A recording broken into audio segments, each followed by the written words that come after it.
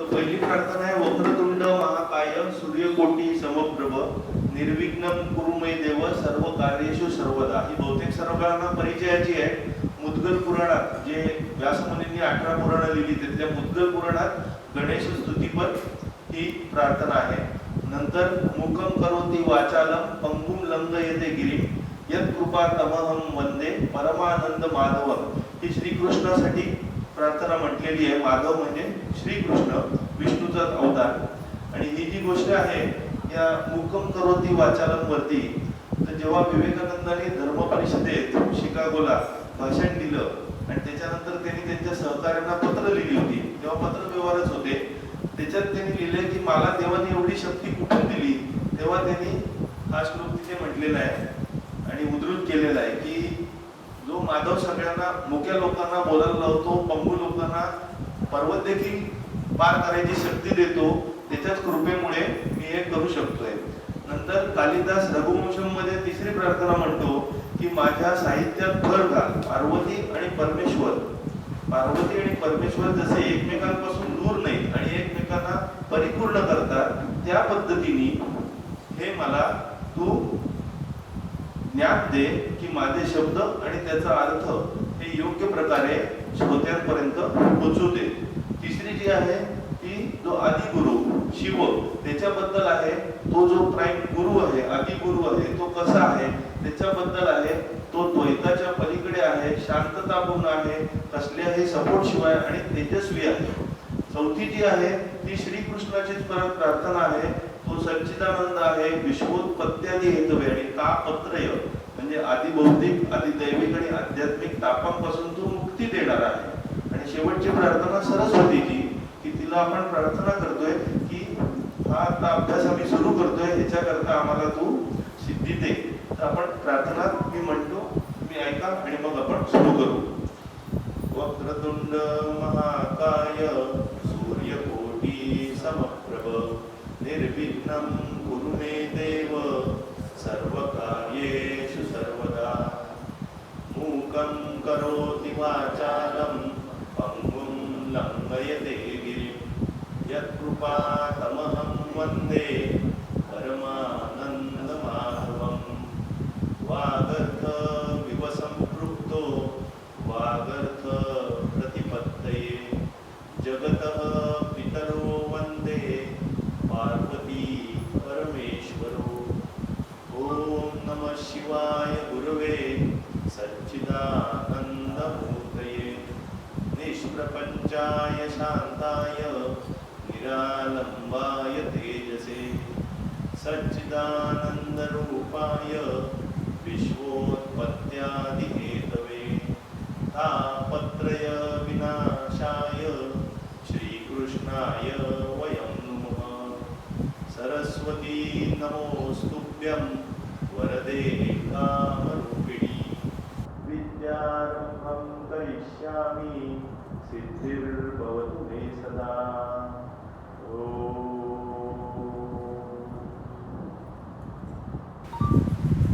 आज आपण इकडे दत्तात्रयाच्या कृपेने इकडे आहोत.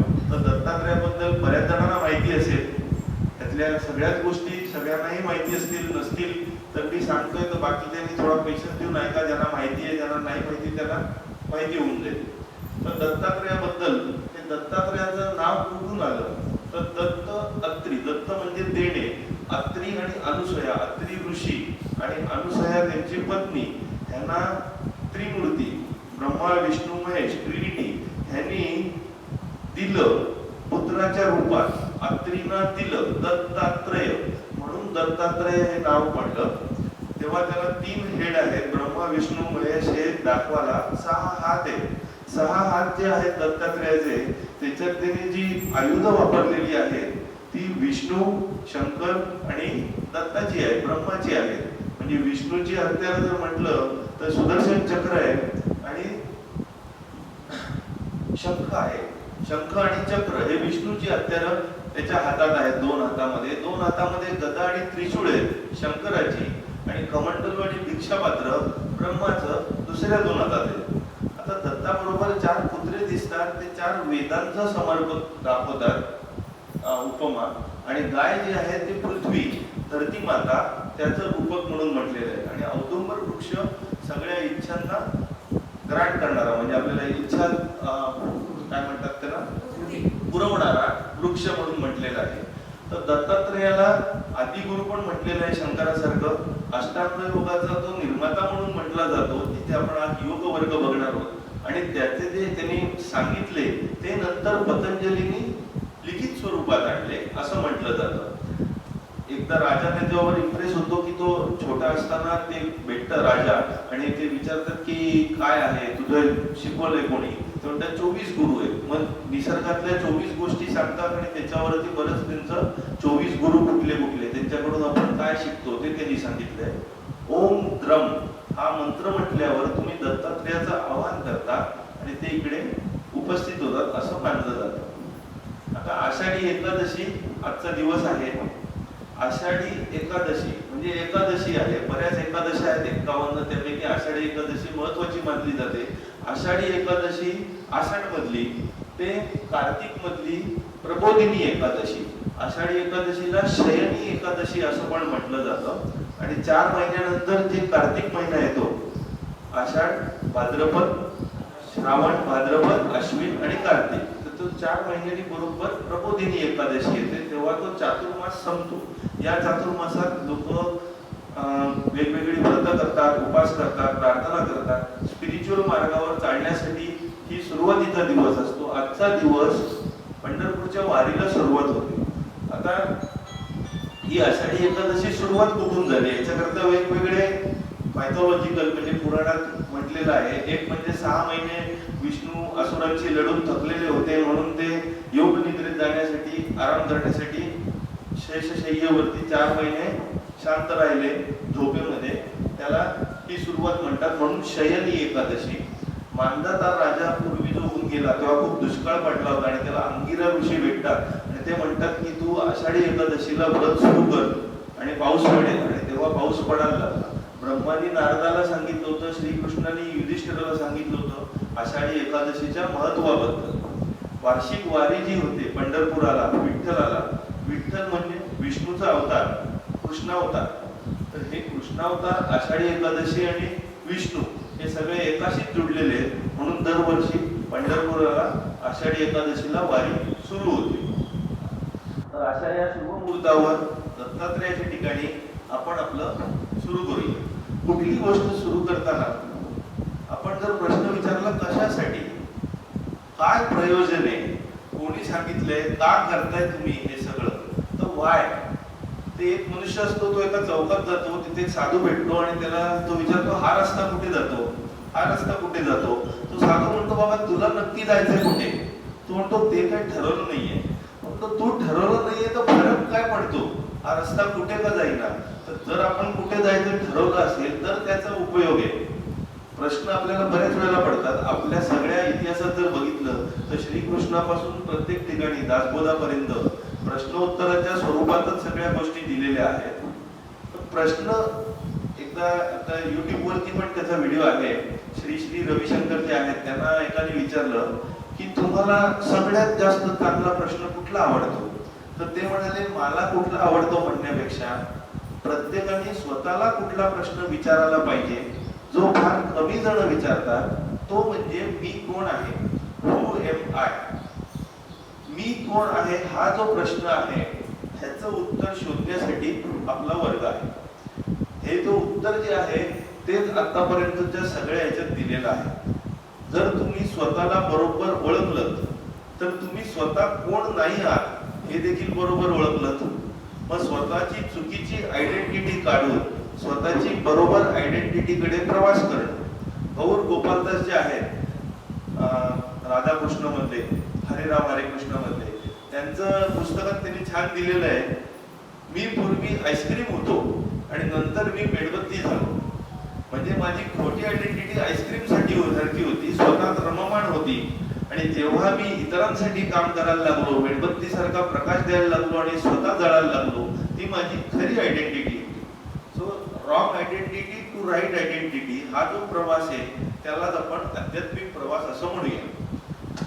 तर राईट आयडेंटिटी, तू नक्की कोण आहे म्हणजे म्हणजे मी नक्की कोण आहे हे जर आपल्याला हवं असेल तर आपण बऱ्याच वेळेला जे म्हटलेलं आहे अथर्वशीर्ष, ते जर आपण म्हटलं, वाचलं, किंवा एक गोखले म्हणून आहे त्यांचं स्वयं टॉक मध्ये एक सिरीज आहे लेक्चरची अथर्वशीर्षावरती, त्याच्यात त्यांनी खूप सुंदररित्या म्हटलेलं आहे, अथर्वशीर्षाची फोड विवेचन दिलेलं आहे की मी कोण आहे हे त्याच्यात खूप चांगल्या पद्धतीने दिलेलं आहे. थोडक्यात इति इति म्हणजे मी हेही आहे, मी तेही आहे, मी तेही आहे, त्वम ब्रह्मा, त्वम विष्णुस्त्वम रुद्रस्त्वम इंद्रस्त्वम, तू कोण कोण आहेस हे सगळं त्याच्यात जास्त करून दिलेलं आहे. तू कोण नाहीयेस, मी कोण नाहीये हे शंकराचार्यांनी फार चांगलं म्हटलंय. नेती नेती म्हणजे निर्वाण षटकम 6 श्लोकच आहेत, पण त्याच्यात मी कोण कोण नाहीये. उदाहरण सांगायचं झालं तर मोबाईल जो आहे तो मी 5 वर्षापूर्वी विकत घेतला. मोबाईल माझा आहे पण मी मोबाईल नाहीये. हे शरीर मी 52 वर्षापूर्वी घेतलं. शरीर माझं आहे पण मी शरीर नाहीये.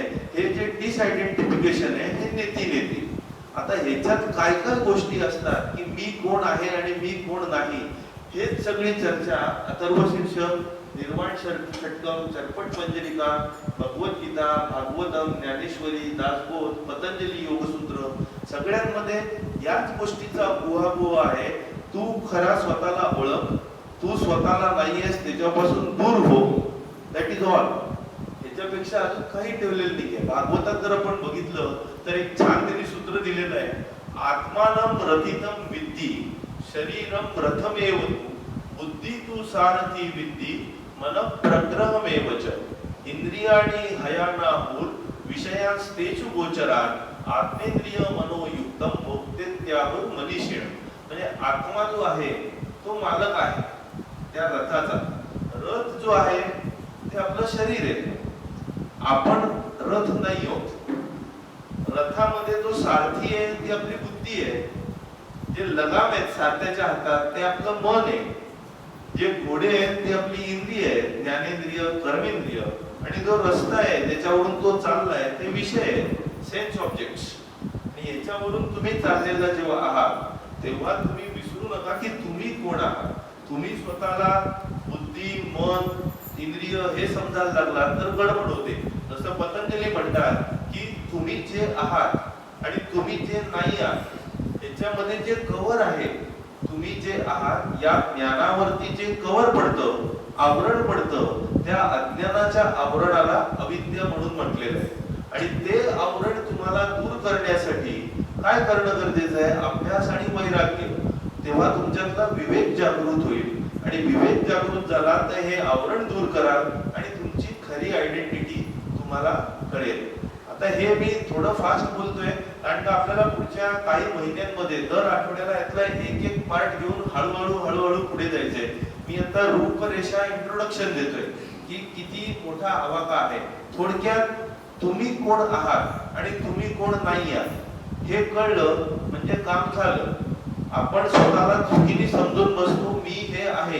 जेव्हा आपण स्वतःला शरीर समजून बसतो तेव्हा आपण म्हणतो हा जाड आहे, हा बारीक आहे, हा गोरा आहे, हा काळा आहे. हे आपण स्वतःला शरीर समजायला लागलो म्हणून. आपण नंतर स्वतःला समजतो आपण मन होत. मग मी आनंदी आहे, मी दुःखी आहे, मी रागवलोय, मी चिडलोय. आपण स्वतःला बुद्धी समजायला लागतो. मग मी हुशार आहे, तो ढ आहे, हा फास्ट आहे, हा स्लो आहे. आणि मग स्वतःला आपण अहंकारी समजतो तेव्हा हा बरोबर आहे, हा चुकीचा आहे, हे पाप आहे, हे पुण्य आहे, हे सगळं आपला अहंकार, इगो सांगायला लागतो. या सगळ्या गोष्टी आपल्याला दिलेल्या इन्स्ट्रुमेंट आहेत. आपण ह्याच्यापेक्षा वेगळे होऊ आणि या इन्स्ट्रुमेंटचा वापर करून आपण आपली खरी आयडेंटिटी घेऊ शकतो जर आपण या साधनांचे मालक झालो तर. दुर्दैवाने आपण आजूबाजूला बघितलं तर बहुतेक जण या साधनांचे गुलाम होतात आणि या साधनांचे गुलाम झाले की तुम्ही कंपल्सिव्हली वागायला लागता.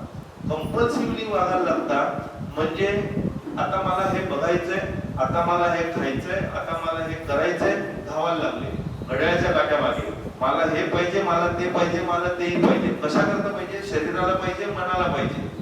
तू स्वतः कोणी ते विसरूनच गेलेला आहेस, तू फक्त धावतोच आहे.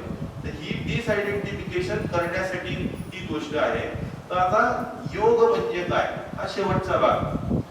योग म्हणजे तुमचं राईट आयडेंटिफिकेशन आणि डिसआयडेंटिफिकेशन. हे तुम्हाला जमलं चुकीच्या आयडेंटिटी पासून, तर तो योग झाला. म्हणजेच योगाचा इंग्लिश मध्ये अर्थ आहे युनियन, जोडणं. कशाला जोडणं? तुम्हाला तुमच्या खऱ्या आयडेंटिफिकेशनशी, तुमचं जे खरं स्वरूप आहे त्याच्याशी तुम्ही जुडणं म्हणजेच योग. जेव्हा तुम्ही तुमच्या खऱ्या स्वरूपाला जुडता तेव्हा तुमचं खोटं स्वरूप नाहीसं झालेलं असतं. हे खोटं स्वरूप म्हणजे तुमचं शरीर, मन, बुद्धी, अहंकार जर असेल तर त्याच्यापासून नाहीसं होण्यासाठी तुम्ही या खोट्या स्वतःला विसरलं पाहिजे. या खोट्या स्वतःला तुम्ही जेव्हा विसरता तेव्हाच तुम्ही सेल्फलेस होता. जर एखाद्या मोठ्या ब्रेकफास्टला गेलं सकाळी नाश्त्याला आणि जर तशा 15-20 प्लेट मांडून ठेवले असतील वेगवेगळ्या डिशेस, प्रत्येक जण जाऊन वेगवेगळी डिश घेईल, प्रत्येकाच्या डिश मध्ये कॉम्बिनेशन वेगवेगळं असेल, प्रत्येकाची प्रवृत्ती भिन्न भिन्न असते. कोणी हे पदार्थ जास्त घेईल, कोणी दुसरा पदार्थ जास्त घेईल. तसं आपल्या प्रत्येकाची जडणघडण असते. काही जणांना काम करण्यात इंटरेस्ट असतो, त्यांना बुद्धीशी काही पडलेलं नाहीये, भावनांची काही पडलेलं नाहीये, तू कोण आहे काय आहे ह्याच्याशी पडलेलं नाहीये, पण ते काम करता करता स्वतःला विसरून जातात आणि असं काही काम करतात की ते कर्मयोगी बनून जातात. जेव्हा ते स्वतःला विसरतात तेव्हा ते स्वतःच्या खऱ्या स्वरूपाला प्राप्त झाले, ते कर्मयोगी झाले. जे अभ्यास असतात त्यांना प्रत्येक ठिकाणी हे कशा करता, हे कशामुळे, कारण पाहिजे, ज्ञानाच्या मागे धावत जातात आणि ज्ञान प्राप्त करता करता त्यांनी अज्ञानाचं आवरण काढून टाकलं आणि त्याला खऱ्या ज्ञानाचा साक्षात्कार जेव्हा होतो तेव्हा त्यांना आपण ज्ञानयोगी म्हणतो. तेव्हा ते स्वतःला विसरून गेलेले असतात, म्हणजे खोट्या स्वतःला विसरून गेलेले असतात. जे राजयोगी असतात, अष्टांग योग फॉलो करतात, जे शरीराचं, हे शरीर कुठं आलं, काय आलं, ह्याच्यावरती विजय कसा मिळवायचा, यम नियम आसन जे आपण नंतर बघू, तर त्याच्यावरती प्रभुत्व मिळवून स्वतः कसं करायचं ते करता करता ते स्वतःला स्वतः शरीरापासून दूर करतात, मनापासून जे 5 कोश आहेत त्याच्यापासून दूर करतात, ते राजयोगी बनतात.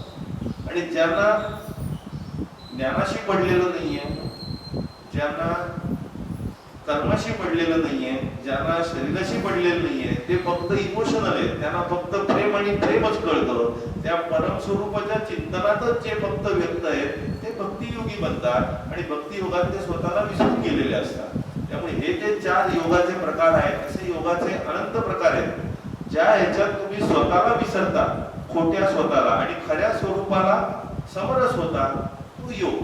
म्हणजे तुम्ही कुठल्याही याच्यात योग स्थितीत होऊ शकता. आता हे जे योग आहे याच्यात तुम्ही कॉन्शियसली जगत असता. कॉन्शियसली म्हणजे जाणीवपूर्वकपणे जगत असता की मी खरा कोण आहे, आणि मी खरा कोण आहे ही जाणीव 4 प्रकारे आपण समजून घेतली तर योगाचा अर्थ आपल्याला समजला. पहिली गोष्ट, जो खरा आहे, नित्य आहे, कधीही न ढळणारा आहे, शाश्वत आहे, तो अव्यक्त आहे, अचिंत्य आहे, त्याच्याबद्दल निराकार आहे. बरीच भगवद्गीतेत आणि बऱ्याच ह्याच्यात त्याच्याबद्दल दिलेलं आहे. त्याच्यापायी तुम्ही सतत निष्ठा ठेवणं. 4च पॉइंट आहेत सगळ्या योगातले. तर एक म्हणजे त्याच्यापायी निष्ठा ठेवणे. कबीर म्हणतो सुमिरन की सुधी योग करो. सुमिरन म्हणजे स्मरण, त्या देवाचं स्मरण नित्य असं करा जो घागर पाणी हारा. म्हणजे जी बाई खेड्यातली घागरी पाणी घेऊन चालते, बोलत डोलत सुराती में, ती चालते, बोलते, हसते, खेळते, बोलत डोलत सुराती में कहे कबीरा विचार. पण तिच्या मनात त्या घागरीतल्या पाण्याबद्दलच सतत लक्ष आहे. तसं त्या परमेश्वराबद्दल सतत चिंतन निष्ठा घेऊन तुम्ही सगळी कामं करा. शंकराचार्य चरपट पंचदीकेत म्हणतात योग रतो वा भोग रतो, योगात असो वा भोगात असा, संग रतो वा संगहीन, कोणा बरोबर असा किंवा एकटे असा, यस्य ब्रह्मणी रमते चित्त, नंदती नंदती नंदती एव. ज्याचं मन सतत त्या नित्य ब्रह्ममध्ये गुंतलेला आहे तोच नेहमी सुखी राहू शकतो. तर ही निष्ठा सतत तिथे ठेवणं गरजेचं आहे कुठलंही काम करत असताना. जे शाश्वत आहे, बाकी सगळ्या अशाश्वत अनित्य गोष्टी आहेत. ह्यालाच विवेक म्हणतात, सारासार विचार म्हणतात. तो हाच सार म्हणजे जे टिकणारा असतं.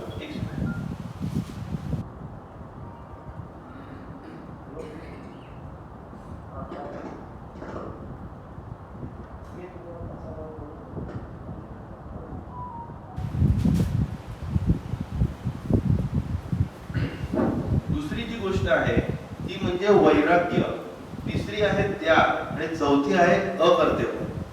वैराग्य म्हणजे आपण भगवद्गीतेतला सगळ्यात फेमस श्लोक जर बघितला, कर्मण्येवाधिकारस्ते मा फलेषु कदाचन मा कर्मफल हेतुर्भुर पाते संगोष्ठकर्मणी. कर्म करीत राहा, फळाची अपेक्षा धरू नका, फळ मिळणार नाही म्हणून कर्म करणं पण बंद करू नका. तर ह्याच्यात पतंजलींनी योगसूत्रामध्ये वैराग्याची दुसरी एक व्याख्या दिलेली आहे. दृष्ट अनुश्रावक विषयम वितृष्णस्य वशीकार संज्ञा वैराग्य. जे तुम्ही बघितलेलं आहे, जे तुम्ही ऐकलेलं आहे, त्याच्याबद्दल तुमच्या मनात इच्छा निर्माण होत असतात की मी हे करू, हे बघू, हे खाऊ.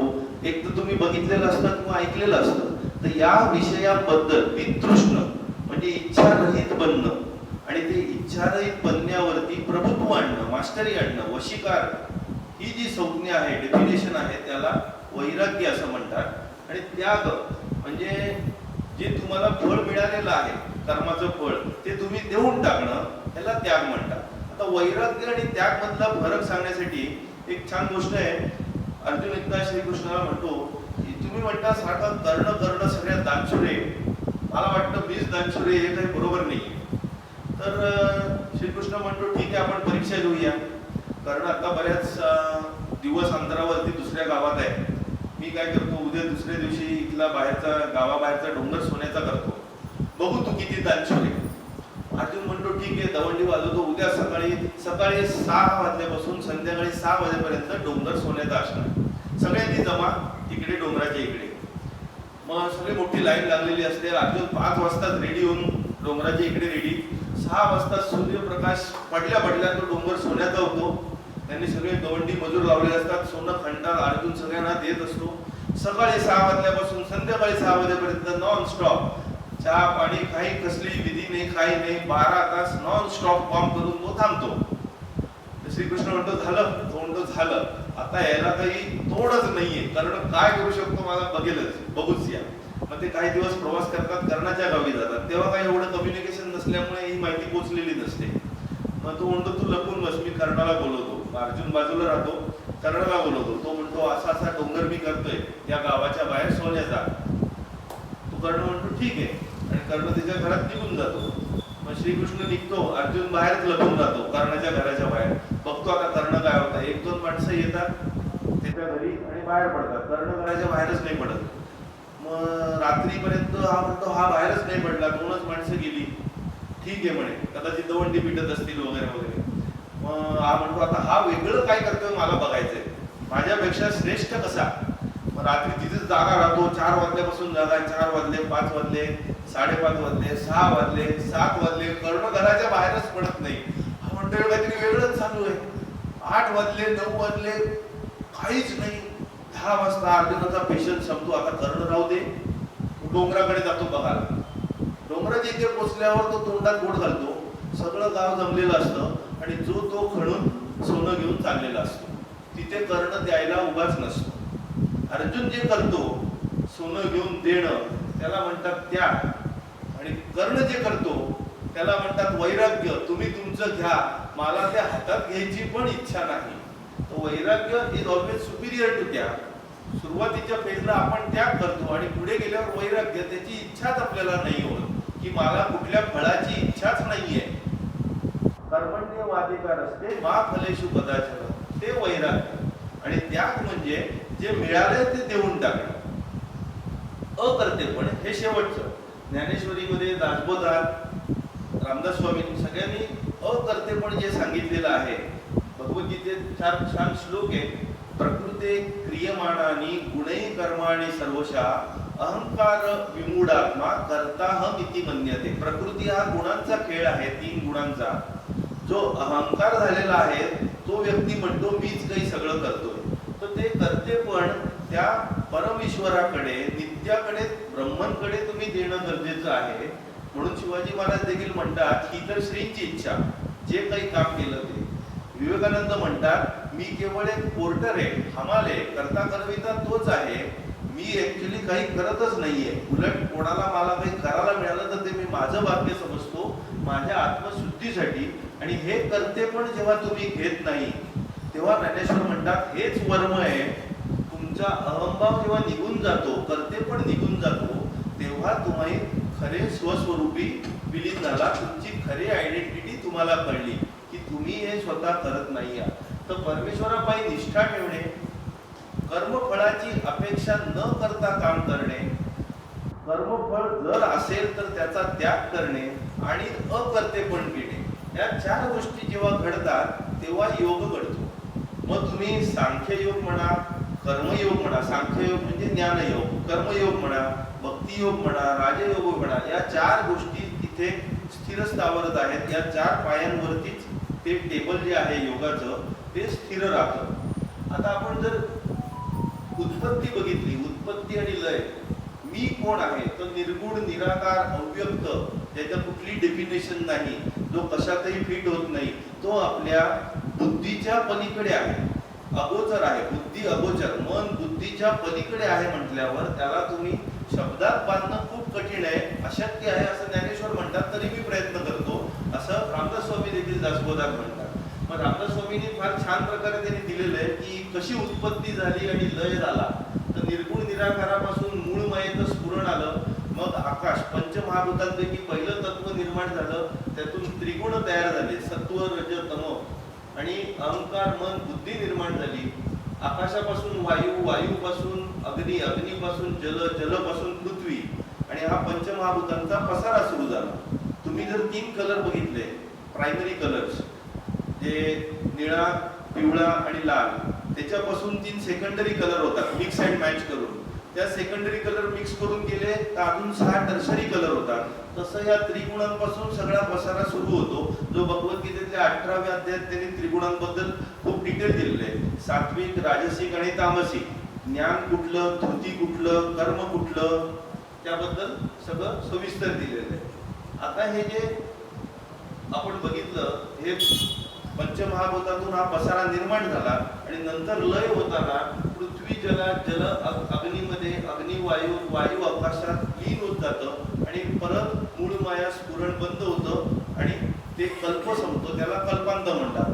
आता हे फार डिटेल गेलो तर अजून ट्रॅक ऑफ होऊन जाईल, त्यामुळे आता आपण परत खालती जे आपण पुढच्या काही महिन्यात करणार आहोत त्याच्यात आपण सप्तधातू काय, पंचप्राण काय, पंचकोश काय, नाडी काय, चक्र काय, मंत्र, मुद्रा, ज्ञान, अज्ञान, विपरीत ज्ञान आणि विज्ञान, हे रामदास स्वामींनी दासबोधात खूप छान प्रकारे दिलेलं आहे. तर याबद्दल आपण माहिती घेणार आहोत. अंतःकरण, मन, बुद्धी, अहंकार, चित्त, ह्याच्यात काय फरक आहे त्याबद्दल आपण माहिती घेणार. आता हे जे मी आता सांगत होतो तो सगळा गोषवारा होता, अनुक्रमणिका वाचत होतो.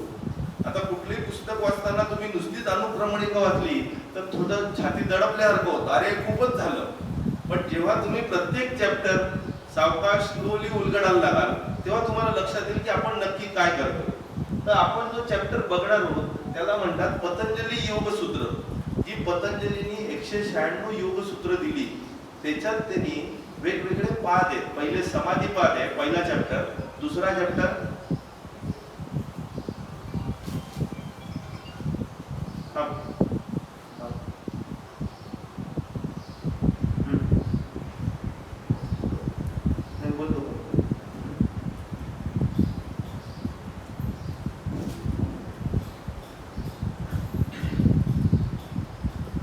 पतंजलींनी जी योगसूत्र लिहिली 196, त्याच्यात 4 चॅप्टर आहेत. पहिला चॅप्टर आहे समाधीपाद, दुसरा आहे साधनापाद, तिसरा आहे विभूतीपाद आणि चौथा आहे कैवल्यपाद. तर साधनापाद जो दुसरा चॅप्टर आहे त्याच्यात पतंजलींनी सर्वप्रथम अष्टांग योगाचं लेखी डिस्क्रिप्शन दिलं. हे अष्टांग योग जे आहे त्याच्यात 8 अंग योगाची, एक या पायऱ्या नाही आहेत, ती 8 अंग आहेत. म्हणजे सगळी एका वेळेला तुम्ही अप्लाय करायची असतात. बऱ्याच वेळेला चुकीने पहिली पायरी, दुसरी पायरी, स्टेप्स नाही आहेत, ती 8 अंग आहेत. अष्टांग योग जे म्हणतात, ती 8 अंग जी आहेत त्यापैकी आपण ही अंग एक एक स्टेप वाईज बघणार आहोत. यम, नियम, यम म्हणजे ऑब्झर्वन्सेस, रूल्स, रेग्युलेशन्स. नियम त्याच प्रकारे, म्हणजे यम जर बघितलं तर अहिंसा, सत्य, अस्तेय, ब्रह्मचर्य, अपरिग्रह. अहिंसा म्हणजे नॉन व्हायलन्स, सत्य म्हणजे खरं बोलणं, अस्तेय म्हणजे चोरी न करणं, ब्रह्मचर्य सेलिबसी आणि अपरिग्रह म्हणजे दुसऱ्याकडून भेटवस्तू न घेणं, काही दुसऱ्याकडून न स्वीकारणं, हे यम झाले. नियम जे आहेत शौच संतोष तपस स्वाध्याय ईश्वर प्रणिधानानी. शौच म्हणजे cleanliness, internal cleanliness, external cleanliness. Santosh म्हणजे कंटेंटमेंट, सॅटिस्फॅक्शन.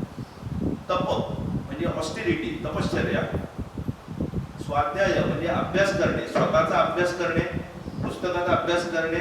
ही सगळी पतंजलीने योग सूत्र दिले, त्याचे तुम्ही अर्थ भिन्न पण काढू शकता. ईश्वर प्रणिधानानी म्हणजे ईश्वराप्रती पूर्णपणे निष्ठा ठेवून त्याला सगळं अर्पण करणे. जो इथला आपण निष्ठेचा एक भाग बघितला. तर जे आपण यम नियम आहेत त्याच्यावरती नंतर डिटेलमध्ये जाऊ पुढच्या कोर्समध्ये. त्याच्यानंतर येतं कुठलं, यम नियमानंतर आसन. आता दुर्दैवाने जेव्हा पतंजलीने लिहिलं होतं तेव्हा म्हणजे 400 वर्ष इसवी सन त्या काळात त्यांनी पहिल्यांदा लिखित स्वरूपात लिहिलं 400. तर त्या ह्याच्यात आसन जी आहेत 196 सूत्रापैकी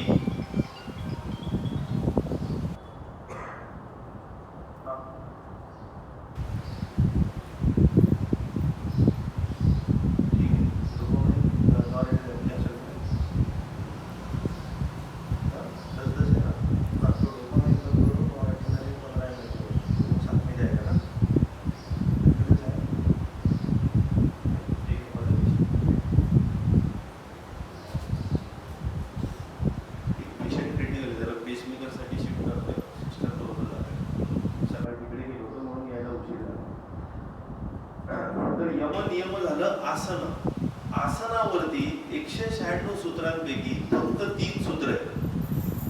स्थिरम सुखम आसनम. जे स्थिर आहे, जे सुखकारक आहे त्याला आसन म्हणावं. जे तुम्ही दीर्घकाळ टिकू शकता तुमच्या जॉईंट स्नायू कशाच्या इंजुरी शिवाय, आणि जे स्थिर आहे, स्टेडी आहे आणि सुखकारक आहे. दुसरं सूत्र आहे प्रयत्न शैथिल्यम अनंत समापत्तेभ्या. म्हणजे जेव्हा तुम्ही समापत्ती म्हणजे धारणा, ध्यान आणि समाधी, जे अष्टांगातली शेवटची 3 अंग आहेत, ती जेव्हा तुम्ही एकत्रपणे धारणा, ध्यान आणि समाधी करता तेव्हा त्याला संयम म्हणतात, समापत्ती म्हणतात. आणि जेव्हा अनंतावरती तुम्ही ध्यान लावलेलं असतं, अनंत म्हणजे तुमचं खरं स्वरूप परमेश्वरती, तेव्हा तुमचा प्रयत्नात शिथिलता येऊन जाते, तुमचे एफर्ट्स रिलॅक्स होऊन जातात, तुम्हाला तुमचं भान राहत नाही. त्या अनंतात तुम्ही समापत्ती समाधी लावल्यानंतर तर प्रयत्न शैथिल्यम अनंत समापत्तेभ्या. आणि तिसरं सूत्र आहे तत्त्वत्व अनभिघातः. म्हणजे तेव्हा द्वैतातून तुम्ही मुक्त झालेले असता, आतून तुम्ही त्या अद्वैतापर्यंत पोहोचलेले असता. हीच 3 सूत्र आहेत आसनासंबंधी पतंजलीने. त्यांनी कुठलंही आसन डिस्क्राईब केलेलं नाहीये आणि काही नाही. मग पुढे 17व्या शतकात हठयोग प्रदीपिका आलं, नंतर शंकर भाष्य आलं, अजून 2-3 वेगवेगळे आले.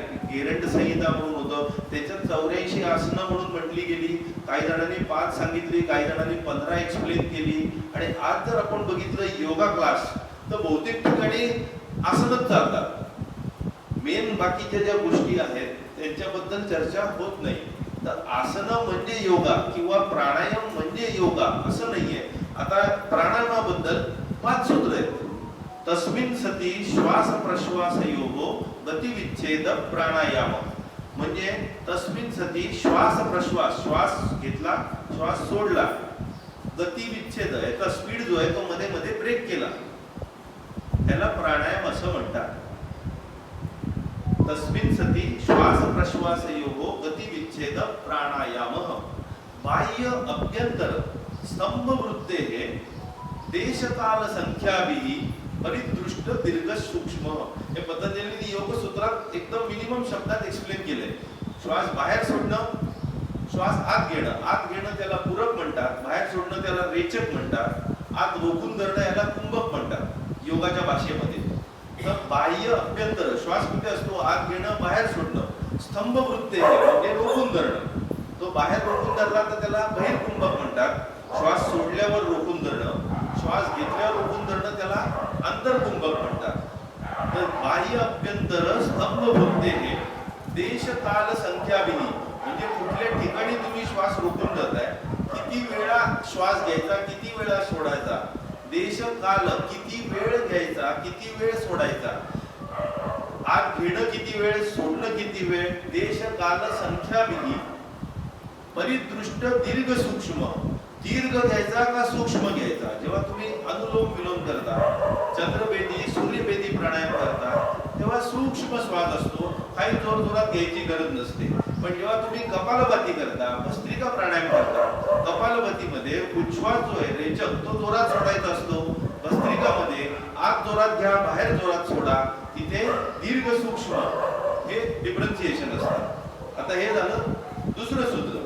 तिसरं सूत्र आहे, पहिलं होतं तस्मिन् सती श्वास प्रश्वासयोः गतिविच्छेदं प्राणायामः बाह्य अभ्यंतर स्तंभ वृत्तेः देशकाल संख्याभि परिदृष्ट दीर्घ सूक्ष्म. हे केल्यानंतर काय होतं, ततः प्रकाशावरण क्षीयते. प्रकाशावरण म्हणजे जे आपण इथे बघितलं, मी कोण आहे ह्याच्या हा जो प्रकाश आहे आपला, त्या प्रकाशावरचं आवरण क्षीण व्हायला लागतं, ते निघून जायला लागतं.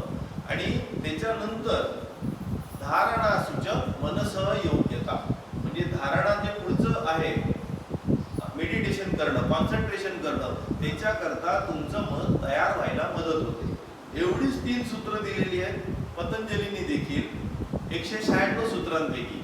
त्यामुळे आपण बऱ्याच वेळा विचार करतो आसन आणि प्राणायाम झालं की आपलं काम झालं, तर तसं नाहीये. आपण स्वतःची आयडेंटिटी ओळखण्यासाठी या त्यांनी अंग वेगवेगळी एक्सप्लेन केलेली आहेत. ती सगळी अंग तुम्ही वापरणं गरजेचं आहे. जसं मी यम सांगितलं, नियम सांगितलं, ते जेव्हा तुम्ही अप्लाय करायला लागता, अहिंसा सत्य अस्तेय ब्रह्मचर्य अपरिग्रह शौच संतोष तपस्वाध्याय ईश्वर प्रणिधानानी, हे तुम्ही रोजच्या आचरणात जेव्हा आणायला लागता, तेव्हा तुमच्यातले तमगुण रजसगुण कमी व्हायला लागतात, सत्वगुण वाढायला लागतात. सत्वगुण वाढायला लागल्यावर तुम्ही ऑटोमॅटिकली चांगल्या गोष्टींकडे आकर्षित होता आणि पुढे जाता. जसं रामदास स्वामी लोकांचे 4 प्रकार सांगतात, बद्ध, मुमुक्ष, साधक आणि सिद्ध. बद्ध जे आहेत ते कंपल्सिव्ह जगतायत, ते इंद्रियाचे, मनाचे आणि बुद्धीचे गुलाम आहेत. ज्यांना साक्षात्कार झालाय हे अनित्य आहे, हे चिरकाल टिकणार नाहीये, ह्याच्यात खरा आनंद लपलेला नाहीये. आपण कोणतरी वेगळे आहोत, ह्याच्यापेक्षा नक्कीच वेगळे आहोत. ते मुमुक्ष बनले, त्यांना खऱ्या ज्ञानाची ओढ लागली आणि ती ओढ लागल्यावर त्या मार्गावर जेव्हा प्रवास करायला लागतो आणि तुम्ही एक एक तुमचं अज्ञान कमी करायला लागता, ते साधक बनतात आणि जेव्हा तुम्ही तिथे पोहोचता तेव्हा ते सिद्ध होतात. तर आपण कुठे होतो, यम नियम हे करून तुम्ही काय नक्की साध्य करता, तर तुमची सत्वशुद्धी करत जाता आणि या मार्गावर पुढे वाटचाल करता. आसन आणि प्राणायाम ह्याच्यातलं दुसरं आपल्या practical day to day life मधलं ऍडव्हान्टेज सांगायचं झालं तर, जेव्हा आपल्या मनात चांगले विचार असतात तेव्हा आपण ताठ उभे असतो. विवेकानंद तर असे उभे असायचे. जेव्हा तुम्ही डिप्रेशन मध्ये असता तेव्हा तुम्ही क्रिकेट असता, तुमची पोस्चर ऑटोमॅटिकली बदललेली असते. म्हणजे तुमचं मन तुमच्या शरीराच्या पोझिशन वरती देखील अवलंबून असतं, एकमेकात गुंतलेलं असतं. जर तुम्ही पोस्चर सुधारली, तुमची इंटरनल जॉमेट्री कॉस्मिक जॉमेट्रीशी अलाइन केली, तर तुमचं मन देखील एकदम ताजातवानं होऊन फ्रेश होऊ शकतं आणि तुम्ही चांगली कामं करू शकता, चांगले विचार तुमच्या मनात येऊ शकतात. सेम वे जेव्हा तुम्ही चिडलेले असता, रागवलेले असता, तेव्हा तुमचा श्वास बराबर चालू असतो. जेव्हा डिप्रेशन मध्ये निराश असता तेव्हा श्वास खूप स्लो चालतो. पण प्राणायामाने तुम्ही श्वास जर रेग्युलर केला तर तुमची मनस्थिती नॉर्मल व्हायला मदत होते. So it is reverse method. प्राणायाम आणि आसनाने तुमची मनस्थिती तुम्ही स्टॅबिलाइज करण्यासाठी देखील उपयोग होऊ शकतो. मग मी आसनाची 3 सूत्र सांगितली जी आपण नंतर बघणार आहोत डिटेलमध्ये. प्राणायामाची सांगितली तेही आपण नंतर बघणार आहोत. वेगवेगळे प्राणायाम कुठली आहे. पहिले नॉर्मल ब्रीदिंग आहे, कॉन्शियस ब्रीदिंग आहे, सोहम सोहम ब्रीदिंग आहे, मग चंद्रभेदी प्राणायाम, सूर्यभेदी प्राणायाम, नाडी शोधन, अनुलोम विलोम प्राणायाम, कपालभाती, भस्त्रिका, भ्रामरी, असे वेगवेगळे प्राणायामाचे प्रकार आहेत. ही सगळी लिस्ट झाली. पण आपण नक्की काय करतोय आणि कशा करता करतोय हे आपल्याला माहिती पाहिजे. म्हणून मी सगळा प्रस्तावनेचा आज भाग ठेवलेला आहे. मग येतं प्राणायाम झाल्यावर प्रत्याहार. पतंजली प्रत्याहार म्हणजे काय? अनुभूत स्वविषय म्हणजे काय म्हणतात, कासव जर तुम्ही बघितलं तर सगळी त्याची जे पाय आत खेचून घेतं, त्याप्रमाणे तुम्ही तुमची इंद्रिय जी बहिर्मुख आहेत ती अंतर्मुख करणं, ह्याला म्हणतात प्रत्याहार. लक्षात आलं तुम्हाला? बहिर्मुख आहेत म्हणजे एक छान सूत्र दिलेलं आहे, श्लोक दिलेला आहे. शब्दादिभिः पंचभिरेव पंच पंचत्व मापू स्वगुणेन बद्धाः पुरंग मातंग पतंग मीन भृंगानर पंचभिरंचित किम. म्हणजे 5 आपल्याकडे ज्ञानेंद्रिय दिलेली आहेत, पण एक एक ज्ञानेंद्रिय ज्याच्याकडे जास्त इफेक्टिव्ह आहे, उदाहरणार्थ चवीचं ज्ञानेंद्रिय ज्या माशाला आहे तो त्या गळाला अडकून स्वतःचा जीव गमवून बसतो. जे ध्वनीचं श्रवणेंद्रियाचं ज्ञानेंद्रिय जे त्या हरणाकडे आहे, तो पारधी जी बासरी वाजवतोय आणि त्या हरणाला भुरळ घालतोय, तो त्याच्या बाणाचा शिकार होऊन जातोय केवळ ऐकण्याच्या याने. ज्याला दृष्टीचं खूपच काय म्हणतात ते लोभ लागलेला आहे, त्या पतंगाला त्या अग्नीमध्ये ज्वाळ्यात उडी मारून स्वतःचा जीव गमवायची वेळ येते. आणि स्पर्शाची हाव ज्या हत्तीला पुरंगाला लागलेला आहे, तो हत्ती त्या स्पर्शाच्या ह्यानी पारद्यानी जो ट्रॅप बनवलेला आहे त्या खड्ड्यात हत्तीच्या पुतळ्याकडे बघून आकर्षित होऊन उडी मारतोय आणि स्वतःला बद्ध करून घेत आहे. आणि भृंगा जो भ्रमर आहे तो त्या कमळाच्या वासाने कमळात जाऊन अडकलेला आहे आणि कमळ बंद झालंय तरी त्याला कळलेलं नाहीये. याप्रमाणे जर एक एक तुमच्या ज्ञानेंद्रियामुळे तुम्ही जीव गमवताय किंवा अडचणीत सापडताय, तर 5 ज्ञानेंद्रिय असलेल्या पुरुषांचं काय सांगावं. तर त्या पुरुषांनी ती 5 ज्ञानेंद्रिय बाहेर करण्याऐवजी आत वळवली, आपल्या स्वस्वरूपाकडे वळवली, तर तुमचा त्या ज्ञानेंद्रियांवरती कंट्रोल आला. त्याला म्हणतात प्रत्याहार. एक प्रकारचं इंद्रिय नियमन, इंद्रिय निग्रह. आणि शेवटची 3 अंग आहेत धारणा, ध्यान आणि समाधी. आता हे एकदमच सोपं आहे. धारणा जे आहे कॉन्सन्ट्रेशन. जेव्हा कॉन्सन्ट्रेशन तुम्ही ठराविक काळ केलं तर त्याला धारणा म्हणतात. तो काळ वाढवत नेला की त्याचं ध्यानात रूपांतर होतं आणि तो काळ अजून वाढला तर त्याला समाधी म्हणतात. म्हणजे जास्त वेळ धारणा जेव्हा होते तेव्हा तुम्ही समाधी अवस्थेत पोहोचता. बाकी डिटेल अजून मी सांगत नाही, तर अजून जबलिंग होऊन जाईल.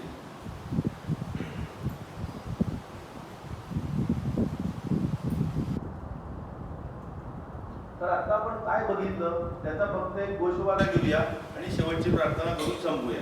पुढच्या वेळेपासून आपण एक आसन, एक प्राणायाम सविस्तर डिटेलमध्ये बघू. आणि जो भाग सुरू करायचा आहे तो यावेळेला मी सुरू करण्यासाठी वेगळी पद्धत कुठली घेणार आहे की आत्मा, बुद्धी, मन, इंद्रिय, विषय ह्या ज्या गोष्टी आहेत, तर आत्माबद्दल जे काही दिलेलं आहे तुमच्या खऱ्या स्वरूपाबद्दल दासबोधात, ज्ञानेश्वरी सगळीकडे त्याबद्दल डिटेल आहेत. बुद्धीबद्दल आहेत, मनाबद्दल आहेत, इंद्रियाबद्दल आहेत, विषयाबद्दल आहेत, सेपरेट. आणि मग ते एकत्र करणं सोपं होतं. पहिले अष्टांग योगात जे पतंजलीने दिलेलं आहे, यम, नियम, आसन, प्राणायाम, ती 8 अंग आपण संपवू. आणि नंतर हा जो चार्ट आहे हा इथपासून इथपर्यंत किंवा इथपासून इथपर्यंत आपण संपवला की आपला पूर्ण प्रोग्राम संपतो. ह्याच्यातच सगळे योग पण कव्हर होतात. जे ज्ञानेश्वर मंदिरात 1.5 वर्ष घेत होतो त्याच्यात अष्टांग योगानंतर अथर्व शीर्ष, निर्वाण षटकम, नंतर वेगवेगळे प्राणायामाचे प्रकार, आसनांचे प्रकार, नंतर भक्तियोग, ज्ञानयोग, कर्मयोग, राजयोग अशी वेगवेगळी ती लेक्चर सिरीज होती. त्यात 73-74 व्हिडिओ आहेत, तुम्ही युट्यूबवर बघितले पण मिळतील. त्यामुळे एकदम रिपिटेशन व्हायला नको म्हणून मी फक्त पद्धत बदललेली आहे. गोषवारा सगळा तोच आहे, अजून दुसरं काही नाहीच आहे. तर आपण आज बघितलं दत्तात्रेयाबद्दल थोडी माहिती बघितली, नंतर आषाढी एकादशी बद्दल माहिती बघितली, नंतर 5 प्रार्थना, आपण 6 प्रार्थना म्हटल्या. तुमची खरी आयडेंटिटी काय आहे, मी कोण आहे, याबद्दल जो शोध आपण घेतोय तोच अध्यात्मातला शोध.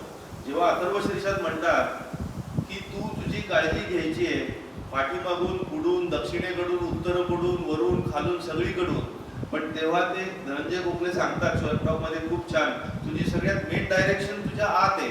जेव्हा तुम्ही आतल्या डायरेक्शन मध्ये जाता तेव्हा तुम्ही अध्यात्माच्या मार्गात जाता. मग तुमची खरी आयडेंटिटी काय आहे, तुम्ही कोण नाही आहात. निर्वाण षटकम जे 6 श्लोक आहेत त्याच्यात शंकराचार्यांनी पहिल्या 5 श्लोकात तुम्ही कोण नाही आहात याच्याबद्दलच उहापोह केलाय. आणि शेवटच्या श्लोकात तुम्ही कोण आहात त्याच्याबद्दल सांगितलंय. अथर्व शीर्षात जास्त करून तुम्ही कोण आहात आणि तुम्ही कशाच्या पलीकडे आहात. त्वम गुणत्रयातीतः, त्वम कालत्रयातीतः, त्वम देयत्रयातीतः, पण पॉझिटिव्ह टोन आहे की तुम्ही कोण कोण आहात म्हणजे तुम्ही कशाच्या पलीकडे आहात. तुम्ही हे आहात, तुम्ही हे आहात, तुम्ही तेही आहात. निर्वाण षटकम मध्ये मनोबुद्धी अहंकार चित्तानी नाम, म्हणजे मी हे नाहीये, ते नाहीये, ते नाहीये, हे पहिले 5 श्लोकात मी नाहीच आहे. आणि 6व्या श्लोकात फक्त कोण आहे दिले. त्याच्यात 2 मेथड आहेत, इति इति आणि नेती नेती. हे ज्ञानयोगातले भाग झाले. नंतर आपण भागवतातलं सूत्र बघितलं, भागवतम मधलं, की आत्मा जो आहे तो मालक आहे, रथ जो आहे ते शरीर आहे, बुद्धी जी आहे ती सारथी आहे, मन जे आहे ते लगाम आहे, इंद्रिय ते घोडे आहे, आणि विषय जे सेन्स ऑब्जेक्ट आहे त्याच्यावरून रस्ता आहे ज्याच्यावरून आपला शरीराचा रथ चालू आहे. आता पतंजली जेव्हा सांगतो योग म्हणजे काय, तेव्हा चित्तवृत्ती निरोधक. चित्तवृत्ती आल्या कुठे? मनामध्येच. तर मनाचाच तो भाग आहे. आता आपल्या साध्या बोली भाषेत आपण मन म्हणतो, योगिक भाषेत ते तेवढं सोपं नाहीये. मी सांगायला गेलो तर कन्फ्युज होईल, पण आता सुरुवात केली तर जेव्हा नंतर पोहोचेल तेव्हा ते जास्त सोपं वाटायला लागेल. आता कदाचित जास्त पण वाटेल. तुमच्या आत जी जाणीव असते, हे रामदास स्वामींनी दासबोधात डिटेल दिलेलं आहे, जे मी आता सांगतोय त्याचा सोर्स. तुमच्या आत जी जाणीव असते त्याला अंतःकरण असं म्हणतात. त्या जाणीवेत जे विचार उमटतात त्याला मन असं म्हणतात. ते विचार चांगले वाईट, कुठले खरे खोटे, आणि या विचारांनीच मला पुढे जायचंय हे जे ठरवतं ती बुद्धी. मी हे सगळं करतोय किंवा करते हे ठरवतं तो अहंकार. आणि जे सगळं ठरवलेलं आहे त्याचं परत चिंतन मनन ज्या ठिकाणी होतं ते चित्त. असं हे डिटेल स्पष्टीकरण आहे. आता शंकराचार्यांनी जेव्हा निर्वाण षटकम म्हटलंय तेव्हा 4 गोष्टीच घेतल्यात प्रत्येक ठिकाणी. मनोबुद्धी अहंकार चित्तानी नाम, त्याच्यात त्यांनी अंतःकरण सोडले. नश श्रोत्र जिव्हे नच घ्राण नेत्रे, म्हणजे श्रोत्र जिव्हे घ्राण आणि नेत्रे हे 4 ज्ञानेंद्रिय घेतलेली आहेत. त्यांनी स्पर्श घेतलेला नाहीये. ते आपण जेव्हा नंतर निर्वाण षटकम बघू तेव्हा डिटेल येईल. तर थोडक्यात तुम्ही कोण आहात आणि कोण नाही आहात याच्याकरता हा सिक्वेन्स बघितला. कॉन्शियस आणि कंपल्सिव्ह. तुम्ही कंपल्सिव्ह जगताय तेव्हा तुम्ही मन, बुद्धी, इंद्रिय यांचे गुलाम झालेले आहात. तुम्हाला मालक बनण्यासाठी स्वतःची खरी आयडेंटिटी कळणं गरजेचं आहे. तुमचं साधन काय आणि तुम्ही कोण हे सेपरेट केलं तर साधनावर तुम्ही नियंत्रण आणू शकाल. शेवटी जे सद्गुरू आहेत ईशा फाउंडेशनचे, त्यांनी छान प्रकारे एक्सप्लेन केलेलं आहे की तुमच्याकडे कुठलंही एक नवीन तुम्ही इन्स्ट्रुमेंट घेतलं, नवी कार घेतली, मोबाईल घेतला किंवा नवीन कुठलं तरी इन्स्ट्रुमेंट आणलं, तर तुम्हाला त्यातलं काहीच माहिती नसेल तर तुम्ही डायरेक्ट चालू करणार का? नाही. पहिले तुम्ही काय करणार, त्याचं मॅन्युअल वाचणार, काय कसं वापरायचं सगळं करणार. तर सगळ्यात सॉफिस्टिकेटेड इन्स्ट्रुमेंट देवाने आपल्याला दिलेलं आहे. आणि दुर्दैवाने मॅन्युअल शेवटच्या दिवशी वाचायला लागतात. आता वेळ झाली गीता वाचा, त्यामुळे ते मॅन्युअल शेवटच्या दिवशी वापरून टाइम निघून गेला. जर आपण त्या मॅन्युअलचा अभ्यास केला तर आपल्याला हे इन्स्ट्रुमेंट सगळ्यात फ्रुटफुली आणि पॉझिटिव्हली कसं वापरता येईल हा त्या मागचा उद्देश आहे जे आपण इथे करणार आहोत. तुमची आयडेंटिटी ओळखण्यात, तुम्ही कोण नाहीये ओळखण्यात तुम्ही पहिले सेपरेट करता आणि मग ते इन्स्ट्रुमेंट बेस्ट कसं वापरायचं, जे भगवद्गीतेत दिले, ज्ञानेश्वरी त्याच्यावरचं निरूपण आहे, दासबोधात दिलंय, वेगवेगळ्या अवधूत गीता, अष्टवक्र गीता, गुरु गीता, या सगळ्या ह्याच्यात त्यांनी तेच दिलेलं आहे. तर ते मॅन्युअलच तुम्ही वाचल्यावर तुमच्या सगळ्या शंका फिटत जातात आणि तुम्ही हे कसं वापरायचं हे कळलं तर सगळे त्रास, दुःख सरायला सुरुवात होते आणि तुम्हाला खूप सोपं वाटायला लागतं, गोष्टी एकदम ऑटोमॅटिक घडायला लागतात. तर ते मॅन्युअलचा अभ्यास जो आपण करणार आहोत तो त्याचा हा सगळा गोषवारा आपण करतो. मग याच्यात सप्तधातू म्हणजे काय? शरीर आपलं बनलेलं आहे रस, रक्त, मज्जा, मेद, स्नायू, शुक्र आणि अस्थि, याला सप्तधातू म्हणतात. पंचप्राण कुठले? प्राण, अपान, उडान, व्यान, समान, त्याच्याबद्दल वेगवेगळ्या गोष्टी डिटेलमध्ये. पंचकोश कुठले? म्हणजे अन्नमय कोश, प्राणमय कोश, मनोमय कोश, विज्ञानमय कोश आणि आनंदमय कोश. मंत्र, मंत्राचा अर्थ काय, व्याख्या काय, त्या मंत्राचं महत्व काय, ते का म्हणायचे. मुद्रा म्हणजे हाताच्या मुद्रा, चेहऱ्याच्या मुद्रा. ज्ञान, अज्ञान आणि विज्ञान याच्यातला फरक. विज्ञान म्हणजे रिअलायझेशन, जे तुम्ही रिअलाइज करता ते विज्ञान. आणि नंतर आपण 4 प्रकारे बघितलं. जाणीवपूर्वक जगणं म्हणजे काय, कॉन्शियस जगणं. जो विवेक असतो तो विवेकी मनुष्य जाणीवपूर्वक जगत असतो. कुठलाही साधू योगी जर तुम्ही बघितला तर त्याची निष्ठा सतत त्या परमात्म्याकडे असते. तो कुठल्याही इच्छेशिवाय कुठल्याही फळाची इच्छा न करता तो काम करत असतो. तो कुठलीही गोष्ट सहजी कोणाला देऊन टाकतो. एक अलक निरंजन म्हणून बाबा होते उत्तर प्रदेशात. सद्गुरूंनी एक गोष्ट सांगितली होती. तर ते सगळीकडे जायचे आणि अलक निरंजन म्हणायचे आणि ते भिक्षा घ्यायचे. तर एक दिवशी ते एका हातात एक तरुणी येते आणि ती त्याच्या डोळ्याकडे बघत बसते आणि एकदम प्रभावित होते, मोहित होते. ते भिक्षा घेतात जातात. दुसऱ्या दिवशी यायच्या आधी ते परत ती त्याला म्हणते ते पहिल्याच दिवशी भिक्षा देताना की मला तुमचे डोळे खूप आवडले. दुसऱ्या दिवशी येतात अलग निरंजन, ती जाते आणि शॉक, तिथे डोळे निघालेले असतात, त्यांनी डोळे आणून दिलेले असतात. तुम्हाला डोळे आवडलेत ना, हे घ्या डोळे. म्हणजे त्यांना कसलाही मोह राहिलेला नसतो.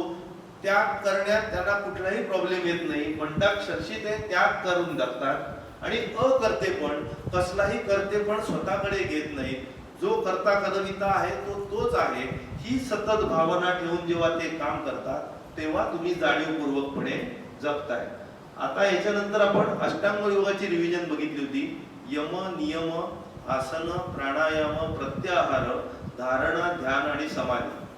आता हे सांगितल्यावर तुम्हाला कळलं असेल की आपण कुठे सुरुवात करणार आहोत. ही फक्त अनुक्रमणिका होती.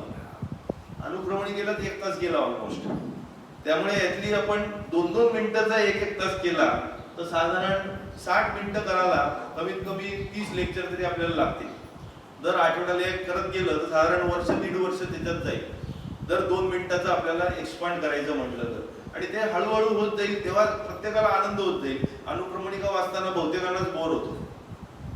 आता आपण शेवटची ज्ञानेश्वरांची पसायदानाची प्रार्थना म्हणूया आणि आजचं संपूया. आता विश्वात्मके देवे येणे भाग्यज्ञे तोषावे, तोषोनी मत द्यावे असा यदा नये. जे कणांची व्यंकटी सांडो तया कर्मी रती वाढो. भूता परस्परा पडो मैत्र जीवाचे, दुरितांचे तिमिर जावो. विश्वस्वधर्मे सूर्ये पाहो, जो देवाची लखुते लाहो. प्राणी जात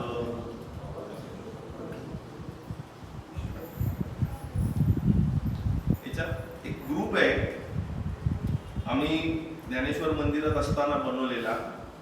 जर इच्छा असेल तर आपले देसाई साहेब आहेत, ओझे साहेब आहेत, त्यांच्याकडे तुम्ही तुमचे फोन नंबर द्या. मग आम्ही ग्रुप बनवून त्याचे जे नंतर व्हिडिओ काढू ते त्याच्यात टाकू. जर काही रेफरन्सला लागले, तुम्हाला काही त्याच्याबद्दल शंका असतील किंवा याच्यात काही सुधारणा करायची असतील, काही बदल हवे असतील किंवा कुठल्या दुसऱ्या अँगलने आपल्याला कुठली गोष्ट हवी असेल तर त्यानुसार आपण याच्यात मॉडिफिकेशन करू शकतो, जेणेकरून सगळ्यांना एकत्रपणे करता येईल. नुसतीच आसनं आपण सगळी घेतली, नुसतंच प्राणायाम केलं तर त्याच्यात तुम्ही पूर्ण अष्टांग योग कव्हर करत नाही आहात. हे 3 आणि 3 6 सूत्रात तुमच्या लक्षात आलं असेल. त्यामुळे आपण एक एक ह्याच्यात हळूहळू पुढे जाऊ, तस तसं तुम्हाला ते जास्तीत जास्त रोचक होत जाईल.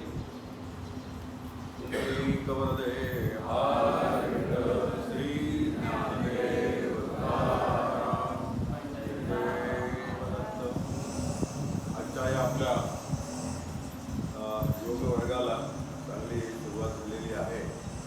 आधी केले आणि मग सांगितलं अशा तऱ्हेचं डॉक्टर केदारांचं आजचं आपलं प्रास्ताविक आपण पाहिलं.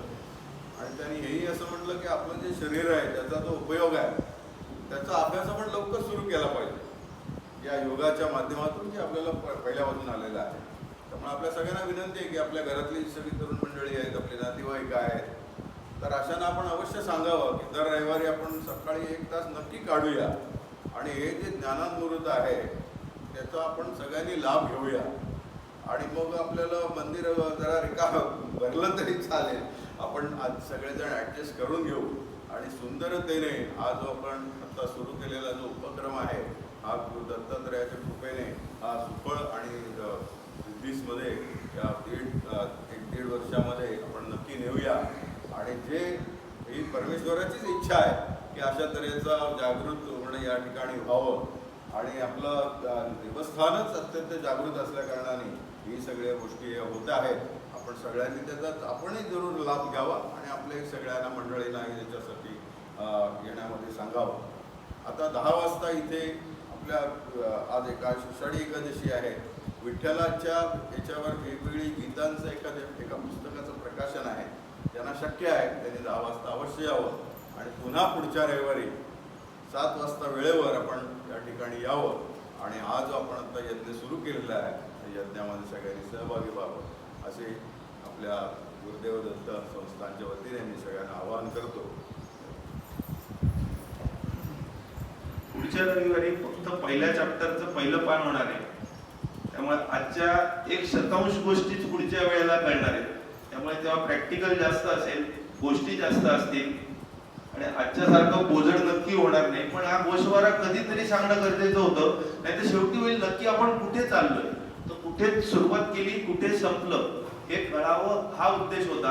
आणि पूर्ण कळलं की आपल्याला माहिती असेल आपण कुठल्या दिशेने चाललोय, तर प्रत्येक पाऊल टाकताना आपल्याला माहिती असतं की आपण कुठे चाललोय. तिथे अजून पोहोचलेलं नाही, पण एव्हरेस्ट शिखर तर आपल्याला दिसलं पाहिजे. त्या शिखरापर्यंत आपल्याला पोहोचायचंय सगळ्यांना एकत्र हळूहळूपणे आणि ते नक्की जमेल. दत्तात्रेयाच्या कृपेने आजच्या आषाढी एकादशीला तुम्ही सगळ्यांनी रविवारी सकाळी आल्याबद्दल तुमचं सर्वांचं आणि सरांचं मनपूर्वक आभार आणि अभिनंदन.